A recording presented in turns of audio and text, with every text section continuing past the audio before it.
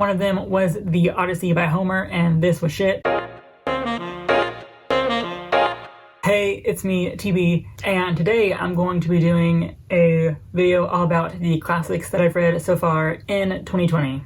I have not been reading as many classics as I would like to, but there's still like months left in the year, like 4, I think, so I still have time. There is some overlap with my best books of 2020 so far video that I did a while ago. I have no idea when I did it, but it was a while ago, yeah. So for those books, I'm not going to go in depth with them because I did that whole video about them. So yeah, let's just get started with the worst classic that I've read all year.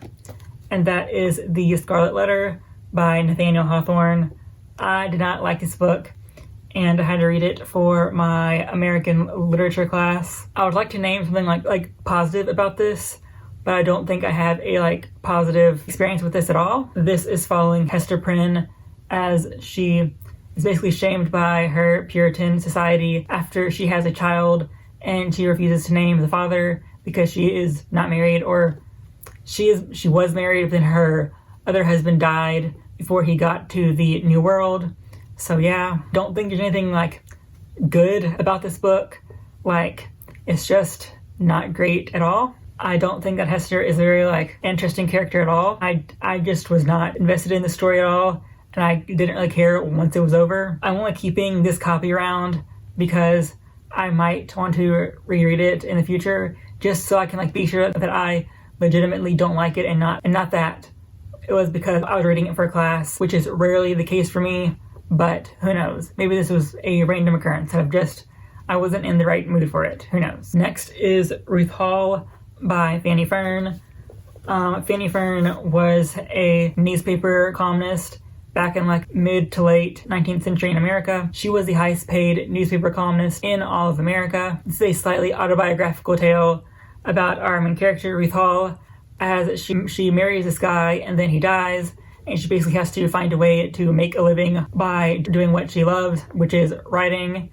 I will say that her writing, you don't physically see her writing so much as you hear people talk about what she's writing, if that makes sense. The chapters are all very short in this. I think they're all under 5 pages. This was actually a controversial novel at the time it was published, because when I say autobiographical, I mean that it was very obvious at the time that the brother and the father figure in this were basically Fanny Fern's father and brother, and people caught on to that and kind of said that it was kind of fucked up for her to talk about her family in such a manner. This is likely a feminist novel because the whole core of the book is that this woman, she's going to make a career for herself without a husband. Even by the end of the book, she is still not married again, and I think I gave it 4 out of 5 stars for the time. See if I can find Fanny Fern's newspaper articles anywhere.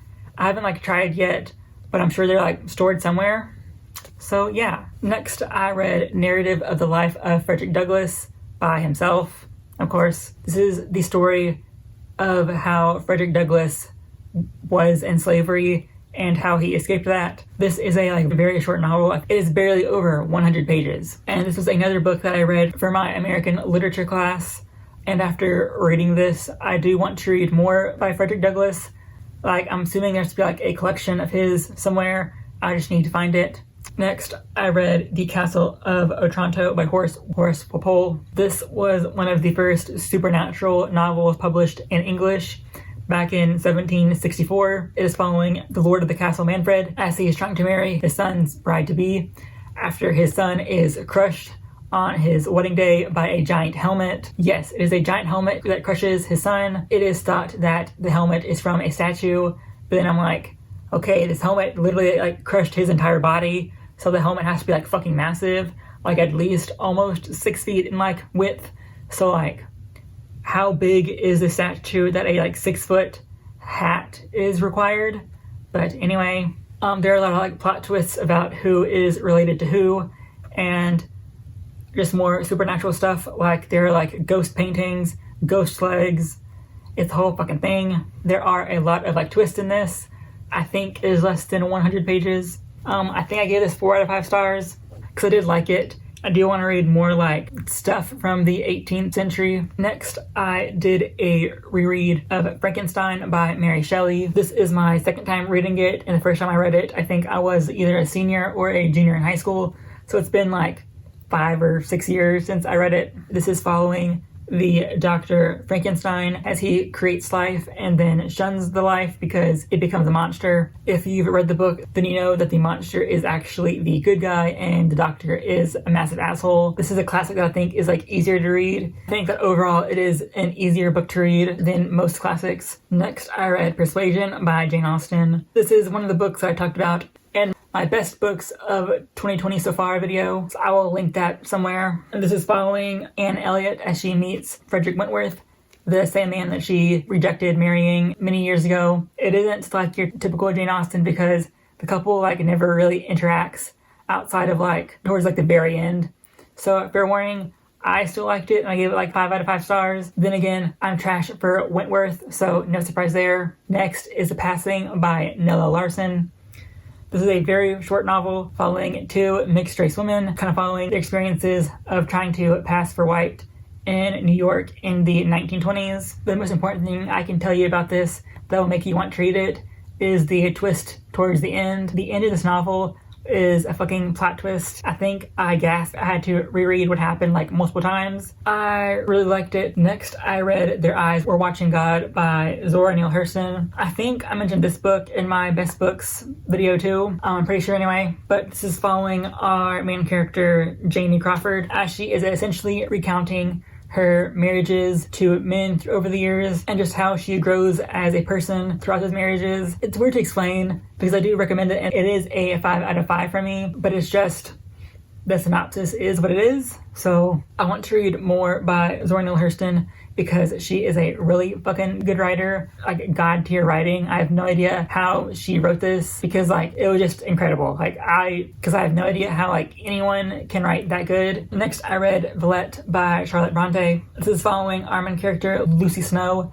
as she moves to the like city of Villette to become a teacher after a tragedy forces her to leave her home in England. It is like a typical classic. It is kind of just her existing at this school and people that she meets and experiences that come from that. And I did give this 5 out of 5 stars. And I don't want to talk about this book again in depth because I've already done that before. So yeah, more recently, I have read Murder on the Orient Express by Agatha Christie. This is one of her Poirot novels that's following our detective Poirot as he solves cases. This one takes place on a train, surprise, surprise, as he tries to figure out who killed this dude. I'm pretty sure I gave this 5 out of 5 stars. You would think I would like know by now. A warning I need to give when it comes to Agatha Christie, she front loads really badly.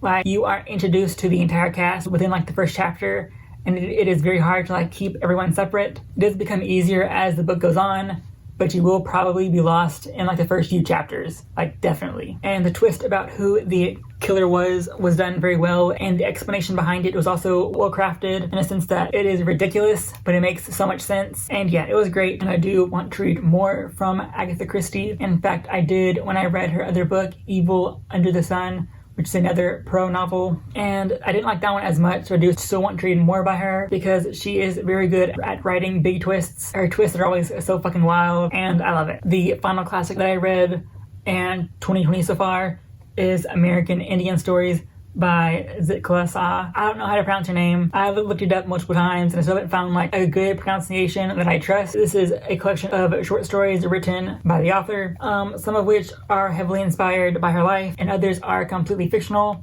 There are also some poems in here. This collection was written towards the beginning of the 20th century and the author herself went through a residential school, I think. So there are some like very like deep topics talked about in this. I don't remember any of the potential triggers in this, but just go in expecting someone talking about the experiences of an indigenous person in the early 20th century, and you should be fine. I think I gave this 4 out of 5 stars. Remember, I liked most of it. There are certain like stories and poems that I just did not like at all. I think she has another collection that I want to read at some point, and I think she wrote an opera. I also read 3 classics that I don't physically own this year. One of them was the Odyssey by Homer, and this was shit. People always talk about this as if it's like some like badass adventure, but it fucking sucks. They talk about this book as if it's like this man's quest on his way to go home, but like he's home, whereas this quest you speak of is already over. So yeah, it just was not as exciting as people talk about it being, and like 90% of it was just people talking and not like monster fighting, and I did not love it. Then I read Beowulf. I don't think we know who wrote this, but it's following the hero Beowulf as he slays monsters to protect his kingdom. Granted, I liked this one a lot more than I liked the Odyssey. I do think that this one holds up in a more like modern sense, in a sense that it's actually like fun to read, or at least it was for me. I might just be weird, who knows. I think I gave it like 4 out of 5 stars, and yeah, I liked it and I recommend you read it. I actually think this was the first classic I read this year, but I read the Epic of Gilgamesh. I think I gave this either 4 out of 5 or like 5 out of 5 stars, mostly because it's super fucking gay. Technically, people will say it's not gay, but it's pretty fucking gay. It is following Gilgamesh as he is sent this like person by the gods to stop him from being an awful leader named Enkidu. And listen, it gets very gay very quickly. And eventually it's basically just Gilgamesh learning about why humans are mortal, I guess. And I think it's like the earliest work, like earliest piece of literature we have like preserved. So that's pretty cool. And that was all of the classics I've read so far in 2020. Fingers crossed I read more. And yeah, I will see you next week, hopefully. If you like this video, subscribe, like, share, all that shit. And yeah,